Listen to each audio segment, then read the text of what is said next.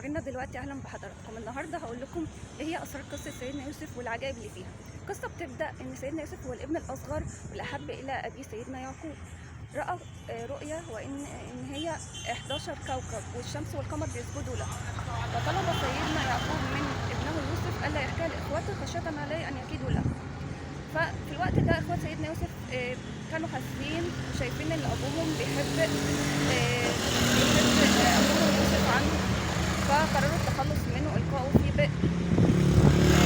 فبعد ما القوه في البئر جاءوا لابيهم بقميصه وقالوا له الذئب اكله وكان عليه دم اللي هو ده دم يوسف، وده طبعا بيكذبوا وخدعوا ابيه. فصبر سيدنا يعقوب واحتسب ذلك. بعد ما القوا في البئر جاءت قافله فالتقط سيدنا يوسف واخذوه معهم الى مصر وباعوه لملك مصر اللي هو عزيزها في الوقت ده، وطلب من زوجته اللي هو عزيز مصر ان تكرم سيدنا يوسف. لكن زوجة عزيز مصر راودت يوسف عن نفسه فرفض خشية من الله، فراودته رغما عنه لدرجة ان قميصه تمزق من الخلف. وشهد شاهد من اهله رغم علم الملك ببراءة سيدنا يوسف ان الفضيحة ديت انتشرت في المدينة، فسجن سيدنا يوسف لتهدئة الفضيحة ديت رغم علمه ببراءته.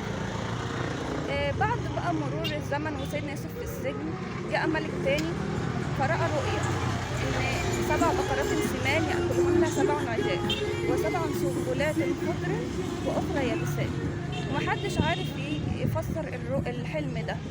فكان في السجن مع سيدنا يوسف واحد احد السجناء، فقال للملك عليه مهارة سيدنا يوسف في تفسير الاحلام.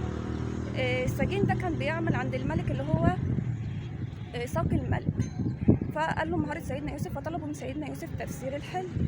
فقال لهم ان في 7 سنوات هتكون طفلة و7 سنوات هتجف فيها هيكونوا عجاف مفيش فيها اي حاجة. فطلب منهم سيدنا يوسف مسحهم بادخار طعام. فأعجب الملك بحكمة سيدنا يوسف ورجاحة عقله، فأخرجه من السجن وأعلن براءته. بعد ما أعلن براءته عينه وزيرا على خزائن مصر، وبذلك تحققت رؤيا سيدنا يوسف، وإن هو بعد الابتلاء الشديد اللي مر بيه أثناء ما هو كان وزير جاءوا إخوات سيدنا يوسف أيام سنوات القحط عشان يشتروا طعام من مصر، فسيدنا يوسف عرفهم هم لم يعرفوا، فطلبوا منه أن يحضروا أخوه بنيامين، هو كان أخو سيدنا يوسف الشقيق أخوه الأصغر يعني من أب وأم واحدة.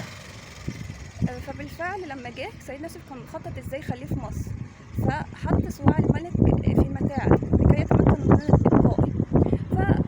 فتصاعدت الأحداث وبعد كده عرف إخوات سيدنا يوسف كشف عن هويته الحقيقية، وبعد كده عفى عنهم وطلب منهم إحضار العائلة كلها وأبويه إلى مصر، وأعطاهم قميصه عشان هو عرف لسيدنا يعقوب فقد بصره من كتر حزنه وبكائه عليه. فلما رجعوا وحطوا القميص ده على وجه أبيهم ارتد بصيرا، وبالفعل جاءوا إلى مصر. وبذلك تحققت رؤيا سيدنا يوسف إن هم جاءوا إخوات سيدنا يوسف دخلوا ووالديه فسجدوا له تحية واحتراما. في الوقت ده نتعلم بقى إحنا من القصة دي إيه؟ اليقين والفرج بعد الشدة، والعاقبة للصابرين، وإن تدبير الله فوق كل تدبير، وإن الثبات على المبدأ ثبات سيدنا يوسف رغم إغراءات امرأة العزيز. وكمان نتعلم العفو والتسامح وقمة الأخلاق. كمان نتعلم اللجوء إلى رب العالمين وقت المحن، لما قال الدعاء اللهم إني أشكو بثي وحزني إلى الله. دي كانت قصتنا النهارده ومعلوماتنا النهارده. لو حضرتك استفدت يا ريت ما تنساش تعمل لايك وتشترك في القناة. انتظرونا في معلومة جديدة. شكرا.